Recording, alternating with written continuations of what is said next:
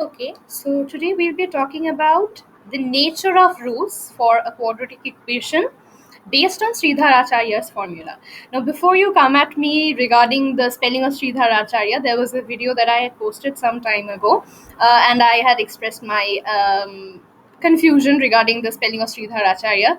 I checked the net. There are different variations of the spelling. So if you think you have the authentic spelling of Sridhar Acharya, the person's name, then please write them down in the comment section below. I would really like to learn.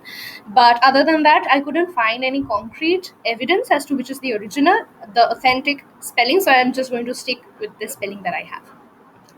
Now, let's take a quadratic equation, shall we? So let's take x square. Let's take the standard form. So let's take ax square plus bx plus c to be our very standard, our very general quadratic equation.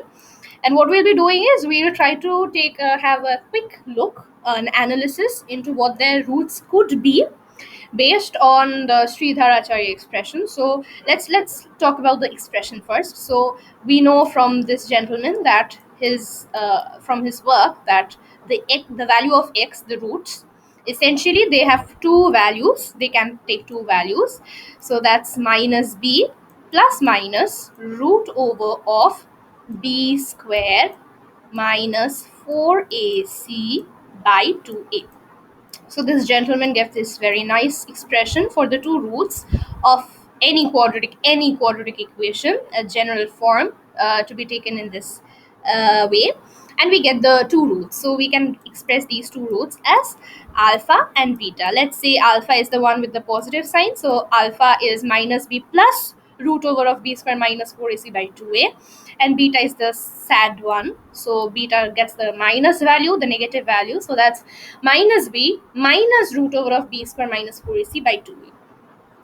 Now we want to talk about the nature of roots. So what do I mean by the nature of roots? Are they real? Are they distinct? Are they both equal? It's not necessary that both of the roots have to be distinct from each other. They can be same. They can have actually be minus 2 minus 2 for one value itself. So what are the nature of the roots of this equation? Now, in order to analyze, the most important part that we need to talk about here is this section right over here. Let me just change the color. Yeah. Now, what is this called? I can't always talk root over of b square minus 4ac, root over of b square minus 4ac, right? So essentially, not the root, essentially what we say is this expression, if I want to call it delta, in some books we have it as delta, in some books they call it d. Usually delta is used in differentiation, it's used in calculus, but there are some books, I have seen some books use delta because it's kind of like the Greek alternative for d. Now, why is it d? Because this expression d can sometimes be used to express b square minus 4ac.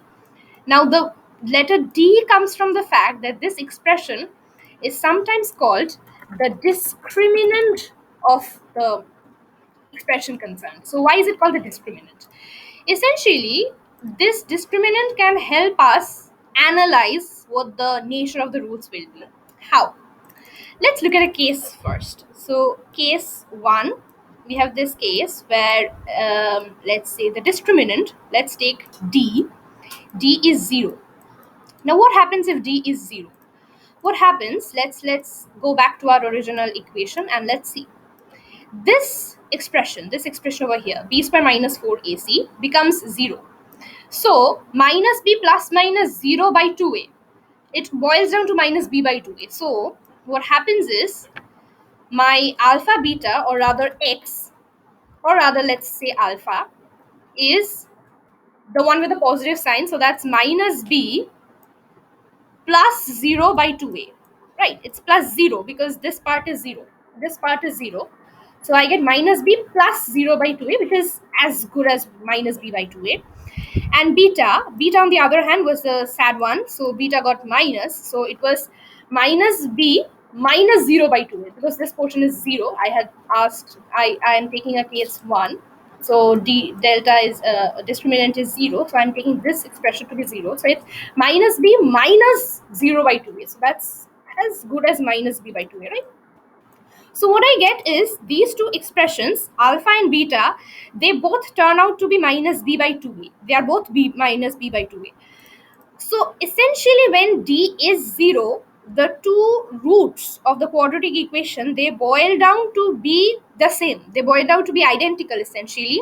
So when we have the discriminant value to be 0, we say that we have two identical roots. Two identical roots. That is, both the roots, the value of both the roots, they are the same. We have two identical roots. They look the same. They are of the same value. Now, this is one case. What are the other cases that are possible? Let's look at some other cases. So, case 2. Let's look at case 2. What can happen in case 2? Let's now say now what can any variable take? What value can any variable take? It can take 0, it can take greater than 0, it can take less than 0. So if it's my number line, if this is 0, any variable can either be 0 itself, or it can be positive, or it can be negative, right? It can't be anything else. It can't be anything other than 0, negative, or positive. You can't say that a variable is neither 0 nor negative nor positive. It has to be one of the three. So I've taken the case where it's 0.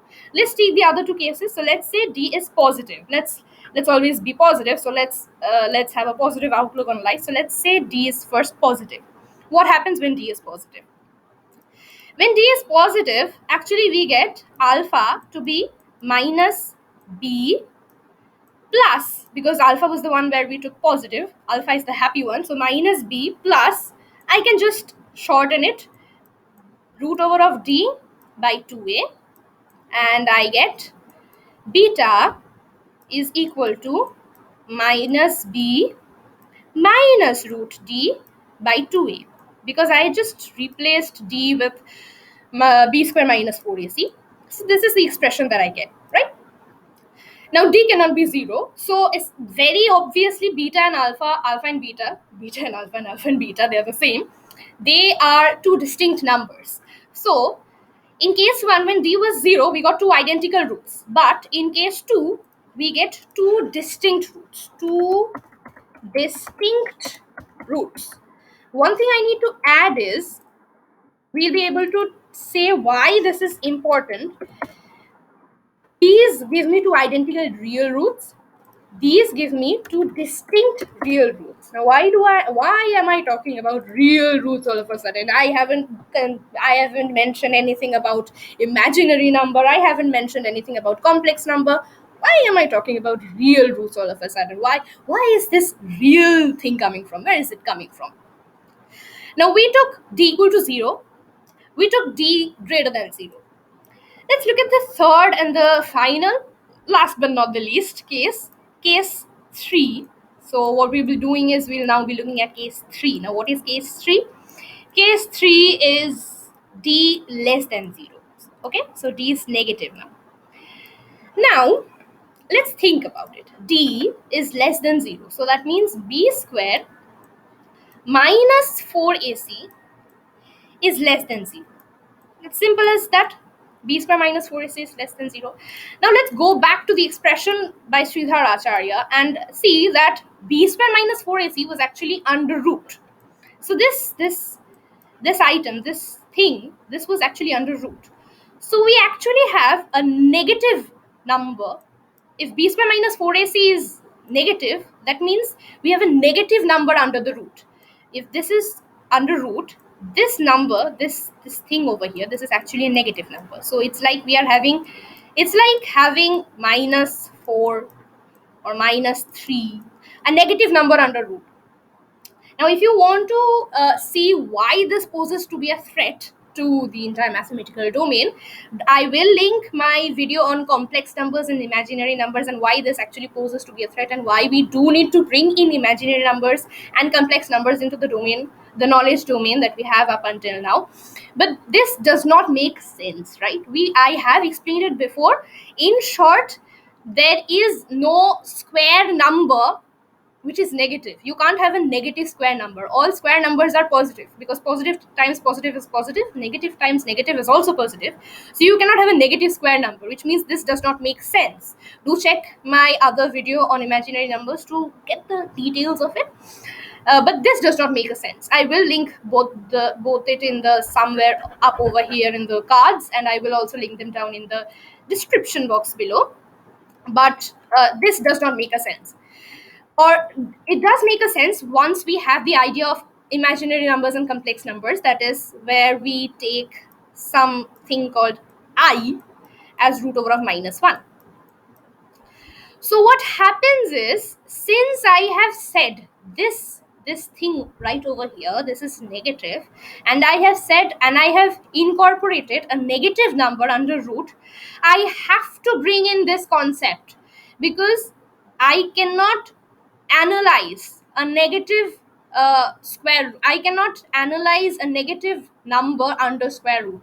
So what I have to do is, I have to say that, okay, fine, this is a negative number, which means 4ac minus b square is a positive number, because if b square minus 4ac is less than 0, it means b square is less than 4ac, which means 4ac is greater than b square, which means this is a positive number. This is fine. Then I multiply an I with it. How does it match? How does it all match up? Essentially what happens is, I can write this like this, or I can multiply a little -1 with it, right? Because a square root into square root, so I can put this entire thing under root, and then I'm left with -1 into this, which actually boils down to this. So I have just rewritten this here. This expression over here is the same as this expression over here, right? So what I can do is, I can say that the discriminant is now 0. So a discriminant is less than 0. So I can simply write, or what I can do is, let me just reduce my work. So I'll just remove that, and instead I'll replace that very inconvenient root over of -1 as a comparatively convenient, I wouldn't call it very convenient, because any complex number and imaginary number is always a little inconvenient for any mathematician. But let me write that a little prettier. So I'll put I over here. So essentially, this discriminant term, I wouldn't call this a discriminant, because it's actually the square root of the discriminant. This portion over here, if we go back to the original equation, this portion over here, this brings in, this incorporates an I term. So essentially, it's still distinct. Case 3 over here, since it's not equal to 0, there's still some plus minus going on, so we do have two distinct roots, but here we have two distinct complex roots, because there's some I involved. There will always be some I involved when d is less than 0. So looking at the value of d, if d is 0, we have two identical real roots. If d is greater than 0, we have two distinct, still real roots nonetheless. But if d is less than 0, we get complex roots. So the condition is, if d is not equal to 0, if d is different from 0, it all boils down to the fact that if d is different from 0, I get distinct roots. Distinct real roots. Not distinct real roots necessarily, but if d is different from 0, if d is not equal to 0, we get distinct roots. And if d is greater than equal to 0, we get real roots. Not necessarily distinct, because d can be 0 in this expression. And if d is less than 0, my d has started to look like the delta that I used. Well, anyway, you can interpret it in any way you want. That's good for me. D, when less than 0, yields me complex roots. Distinct complex roots. So based on the value of the discriminant used by the gentleman named Sridhar Acharya, this expression, I can actually analyze the nature of roots of any standard general quadratic equation. Any quadratic equation can be represented in this form. So we can analyze, or we can just by looking at the discriminant, just by looking at the values of a, b, and c, I can say, oh well, this equation has two same roots. They have identical roots. Or oh well, this equation has two complex roots. I know that they are complex roots. In fact, I will talk about this in details. Complex roots always occur in conjugate pairs. They always occur in conjugate pairs. Pairs, not pairs. Pairs. So we will be talking about that in details in a later video. In fact, irrational roots can do also occur in conjugate pairs, and complex numbers also occur in conjugate pairs. But for the time being, we can just very well know that complex numbers always occur in conjugate pairs. Always. There's no second thought about it. So that's all there is to it. It's just a simple analysis of the discriminant, and we can look at the nature of the roots based on Sridhar Acharya's formula.